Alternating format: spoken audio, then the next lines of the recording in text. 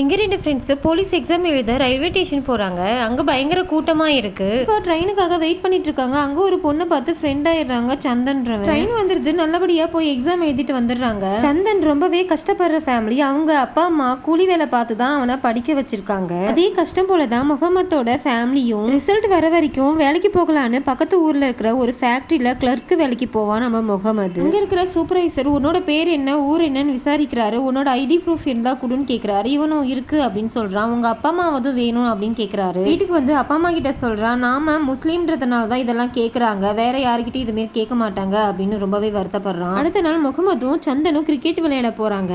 விளையாடும் போது ஆப்போசிட் காரங்களுக்கும் முகமதுக்கும் பிரச்சனை ஆயிடுது. ஆப்போசிட் காரங்க, நீ ஏன் இங்க வந்து விளையாட, உங்க ஆளுங்க கூட போய் விளையாடு அப்படின்னு ரொம்பவே தப்பா பேசி அடிக்கிறாங்க. இப்ப சந்தன் ஓடி வந்து தடுக்கிறான், அவனையும் அடிச்சு துரத்திடுறாங்க. அடுத்த நாள் போலீஸ் எக்ஸாம் ரிசல்ட் என்ன ஆச்சுன்னு டிபார்ட்மெண்ட்ல போய் சந்தன் கேக்குறான். அங்க இருக்கிறவங்க உன் பேர் என்ன, ஊர் என்னன்னு விசாரிக்கிறாங்க. இவனும் எல்லாத்துக்கும் பதில் சொல்றான். நீங்க என்ன ஆளுங்க அப்படின்னு கேட்க இவன் அமைதியா இருக்கான். ஓ, நீங்க அந்த இடஒதுக்கிட்ட ஆளுங்களா அப்படின்னு சொல்லி ரொம்பவே அவமானப்படுத்தி பேசுறான். உங்களுக்கு தான் எல்லா வேலையுமே ரொம்ப ஈஸியா கிடைக்குமே, அப்புறம் என்னப்பா அப்படின்னு சொல்லி ரொம்ப ஓவரா பேசுறாரு. இவனுக்கும் கண்ணெல்லாம் கலங்கிட்டு ரொம்ப கோவம் வருது, அதனால கண்ட்ரோல் பண்ணிட்டு இருக்கான். எங்க போனாலும் மதிக்க மாட்டாங்க, மரியாதை கொடுக்க மாட்டாங்க. இவங்க முன்னாடி நம்ம நல்ல வேலையில இருக்கணும்னு 2 பேரும் பேசிக்கிறாங்க. அதனால சந்தன் அந்த பொண்ணை பாக்குறான். அந்த பொண்ணு சொல்லுது, பேசிக்கா ஒரு டிகிரி இருந்தா தான் உனக்கு நல்ல போஸ்டிங் கிடைக்கும், நீ போய் படி அப்படின்னு சொல்லுது. இல்லைன்னா காலத்துக்கும் கான்ஸ்டபிளாவே தான் இருக்கணும் அப்படின்னு அட்வைஸ் பண்ணுது. வர வரைக்கும் படிக்கலாம் அப்படின்னு அவனும் காலேஜுக்கு போறான். முகமது, சேல்ஸ்மேன், மேனேஜர் 3 பேரும் ஒரு வீட்டுக்கு போய் ஆர்ஓவை பத்தி பேசுறாங்க. அந்த வீட்டுக்காரங்க எனக்கெல்லாம் வேண்டாம் அப்படின்னு சொல்லிடுறாங்க. முகமது எப்படியோ பேசி அவங்கள வாங்க வச்சிடறான். வெளியே வந்த மேனேஜர், நீ நல்லா பேசுற, நீ சேல்ஸ்மேன் ஆயிடு அப்படின்னு சொல்றாங்க. இல்ல, எனக்கு அதெல்லாம் வேண்டாம் நான் சொல்லிடுறேன். இப்போ இவங்க 2 ஃபேமிலியும் ஒன்னா உட்காந்து சாப்பிட்டுட்டு இருக்காங்க. அந்த நேரத்துல எக்ஸாம் ரிசல்ட் வருதுன்னு பாக்கலான்னு ஓடி போய் பாக்குறாங்க.